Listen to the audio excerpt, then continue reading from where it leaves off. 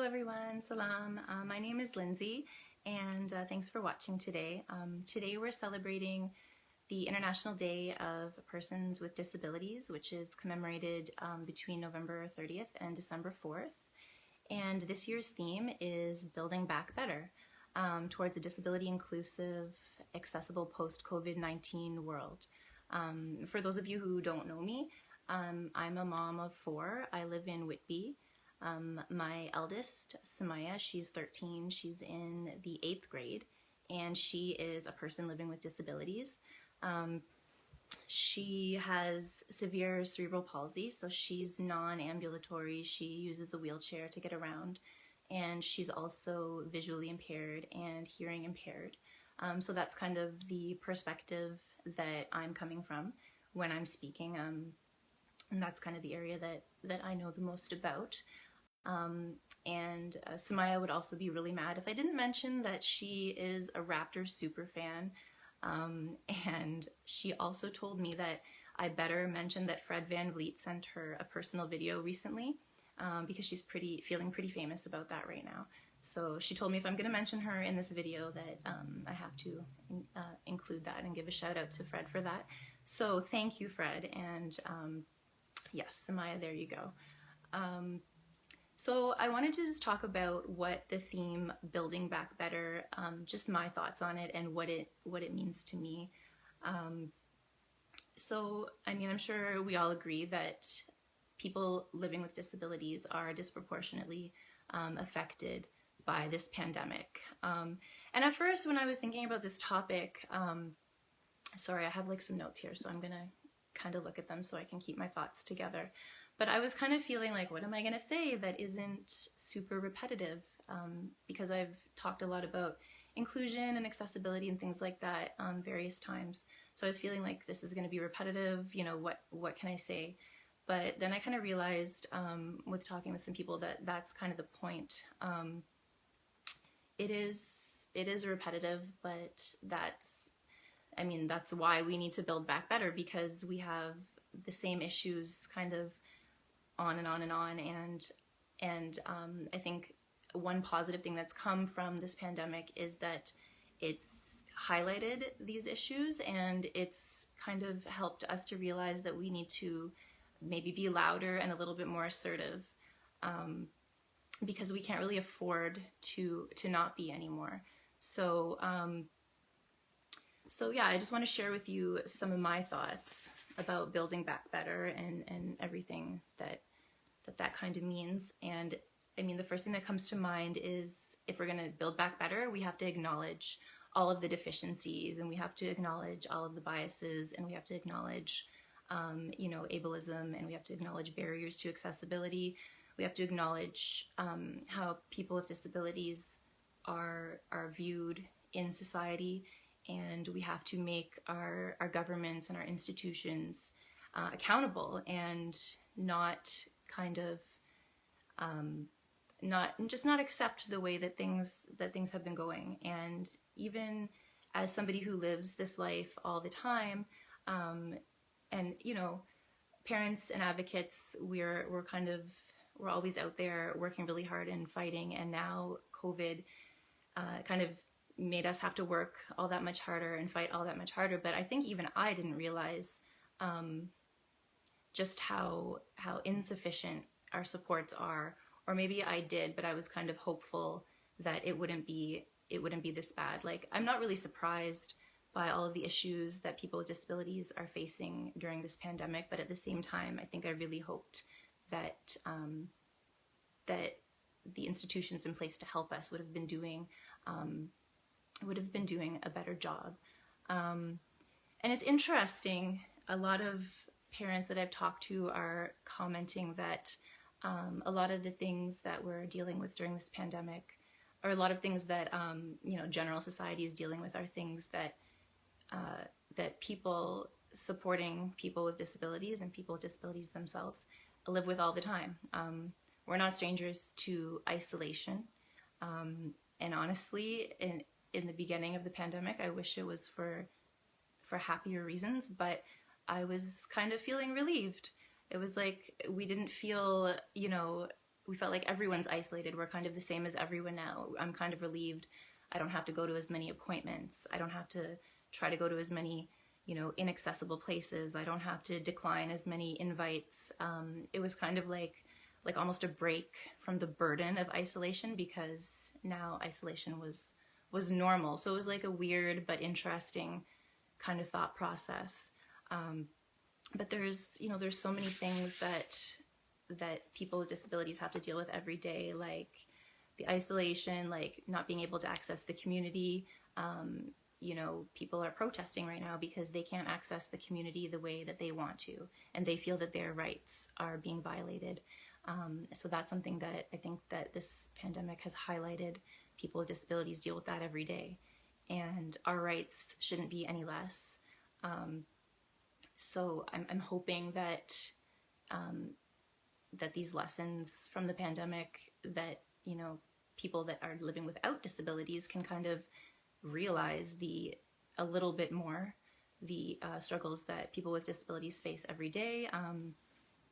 The issues with getting adequate medical care right now. It's difficult for everybody to get the medical care that they need right now because our hospitals are overburdened. There's wait times. You can't get an appointment because of COVID, and that's something people with disabilities and medical challenges live with all the time. We have inadequacies in our healthcare. We have long wait times.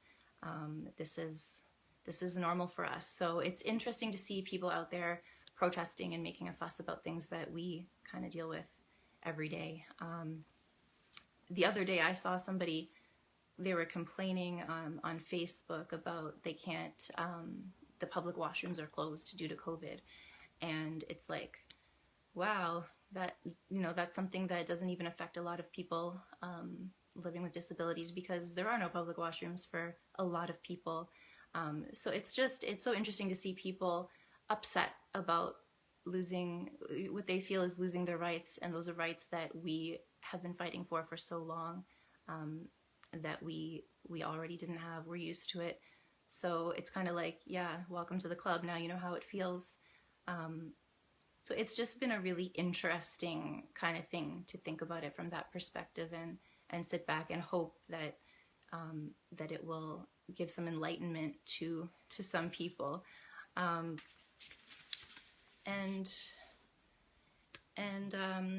Just I know a lot of people really touch on the financial aspect of the pandemic. It's affecting a lot of groups of people, not just people with disabilities, of course, as we know. But the government hasn't really come in and given much extra assistance. People living with disabilities who generally already struggle financially, are undersupported, and often live in poverty. And we've got very little additional support at a time where we need more support. I know many families have lost their in-home support, like their PSWs, personal support workers, their nursing, due to it being unsafe to have people coming in your house that have been in other people's houses, that work in long-term care homes. We've had to cancel those supports. I canceled those supports for my daughter and myself back in March. And so we're dealing with a really big burden of work, where now people are working at home. They're now 24-hour caregivers, 24-hour nurses, and there's not really any help coming for us. If you speak to the agencies that are supposed to be providing this help to begin with, there really wasn't kind of much of a plan. It's like, well, do you want to take the chance and continue your help, or do you want to cancel and figure it out, deal with it? And people who have asked and tried to get alternative arrangements for support haven't really been supported in that. So there's so many things. It's almost overwhelming to see all the things that COVID has highlighted, and it's sad that it's not even that different from regular life. Like even the things I just mentioned about not having adequate support, nursing, PSWs, those are still kind of normal things that we deal with outside of COVID, but they're just exacerbated now. But it's really, it's we'll say like that it's a positive that it's at least highlighting this, and I don't think anyone can really argue about it later. Like it's given us hopefully a platform to accelerate some changes. So I'm getting off my train of thought here, but yeah, it's just kind of like, can we finally admit and acknowledge that there is a huge lack of resources, and that people with disabilities are so under-supported, and they have to work so hard for what they do get. And I mean, we do live in Canada, and we are grateful that we get supported better than some other countries, but I think there is a misconception about how much support there is for people living with disabilities. There really isn't a great deal, and what is there is quite lacking, and it requires a great deal of effort and knowledge and skill and fighting and advocating. It's not easy, and a lot of funding has been lost because of COVID. Sources of funding don't have money, so there's like, even my own personal situation, for example, my daughter is 13. She outgrew her equipment that she uses to have a shower. She cannot just stand or in a shower or sit in a bathtub. So she outgrew her equipment a long time ago, and we thought we were going to be able to get some this year from Easter Seals. They usually fund those things. The government does not fund them. Easter Seals is a charity that will fund bathing equipment, and Easter Seals was not funding. And so now I have to wait till January, after waiting the whole year, and hope that they are funding, and hope that they aren't so backed up from other people's applications. So my daughter literally like is not able to bathe properly. She has to have bed baths for the last year. So it affects people's quality of life greatly, and that's, for me, building back better is really just how can we put a spotlight on these things and finally make some real, active, loud change.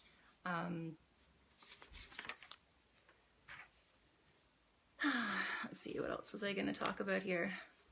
If anyone has any questions or any comments that they want to say, you can feel free to type some comments. What else was I going to say here? Yeah, most people with disabilities also, with COVID, they fall into the high-risk category, unfortunately. So, like a high risk of having more severe cases and being in more danger from COVID. Like, for example, we all saw in the media about the long-term care homes, and like mainly around seniors, and who, many of which are also people living with disabilities. Many seniors are living with disabilities.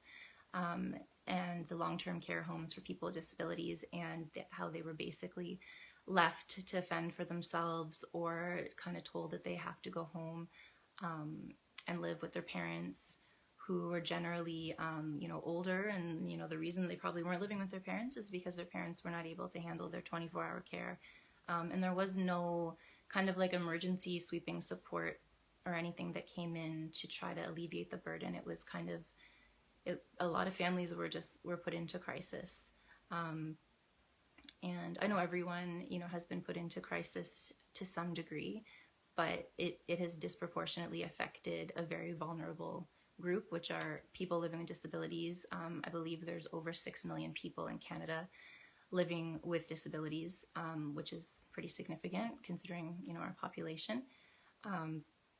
So it's really been disheartening. And I really hope that we can move forward in a much more positive direction. And even though we're all going to come out of this pandemic really exhausted, at the same time, I hope we have some kind of renewed tenacity to attack this issue. I know that I do, and I think a lot of other parents do. because I think we finally kind of feel fed up and are really ready to kind of take charge a little bit more and be a little bit more assertive. And hopefully, you know, our governments and our institutions and organizations and everybody that's involved is going to be a lot more receptive to that and has had a wake-up call. So I'm going to remain positive and kind of hope that we can get something going here and really, you know, fight the fight and really have positive changes and be proud of what we did. And so when our kids are kind of our age now, they don't have to be still fighting the same battles that we do. So someone's saying, so after COVID, what do we do to move forward? What can the community do? What can mosques do? Well, like the community and mosques, what can mosques do? I think because I'm so isolated generally, I'm not really fully aware of what mosques have been doing. I know my husband was helping one mosque deliver food to people that were unable to get out and access it. So he was like helping deliver essentials. So that's a good thing. But I don't personally know of any masjids in our area that specifically were thinking of people with disabilities. You know, it would have been good if they, you know, thought about the vulnerable groups of people like seniors who are alone. And also tell Samaya my husband is mad jealous about Fred. I will tell her that. She will laugh. Yeah, mosques in general really need to step up their game in all areas. Like, I don't know if they did much during the pandemic in that regard, but yeah, overall mosques need to they need to do so many things. That's like an entirely different talk, but mosques need to realize that they do have a responsibility to be more accessible and attention mosques. That doesn't mean sticking a ramp on your mosque. That's not what I mean. That's not accessible. You need to have accessible programming for kids. My daughter's never been able to go to like Saturday school or evening school or anything because it's generally not accessible and there's nobody there to help her. And we can barely go to most masjids, so physical accessibility and sign language interpreters, sensory friendly situations or sensory awareness. But yeah, mosques need to, first of all, mosques need to care and think that this is actually like a responsibility that they have. And realize that, and if they actually like believe that and take that seriously, then changes can happen. Let's see, what else are we gonna say here? I don't want to forget anything that I wanted to say. I made so many notes and I circled things because I didn't want to forget to say them. But I've had like 2 hours of sleep, so my brain is not functioning at full capacity. One thing, I found this really good quote when I was kind of reading about stuff the other day, and I wanted to share that quote with everyone. And if anyone has any more questions, I like questions, so I'll look and see if anyone's going to come up with any questions. Azra, you can come up with a question, right? So the quote is, when foundations of a house aren't well built, plastering over cracks is only a stopgap response. Building back better from COVID is about digging down methodically to the roots of these multiplying inequities and putting in place enduring foundations that seek to eliminate them. And I really love that quote. That beautifully articulates kind of exactly what we need to do. The foundations were not there to begin with. So when crisis happened, everything crumbled kind of really easily. Azra's question. I'm not answering that question.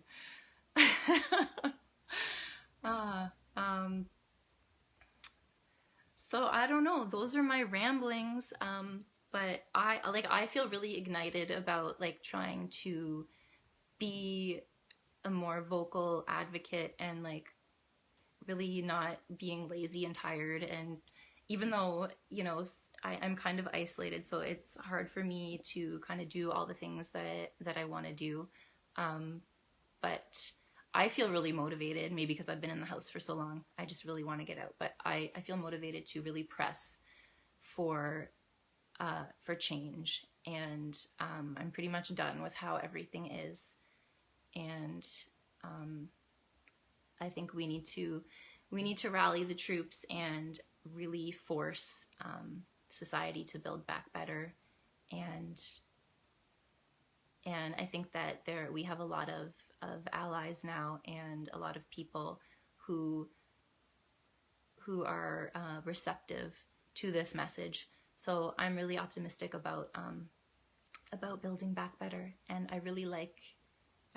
it's an amazing theme, I think, for this year's International Day of Persons with Disabilities, because it's exactly what we need to do, and we need to see this opportunity and take this opportunity, and not be quiet, and not let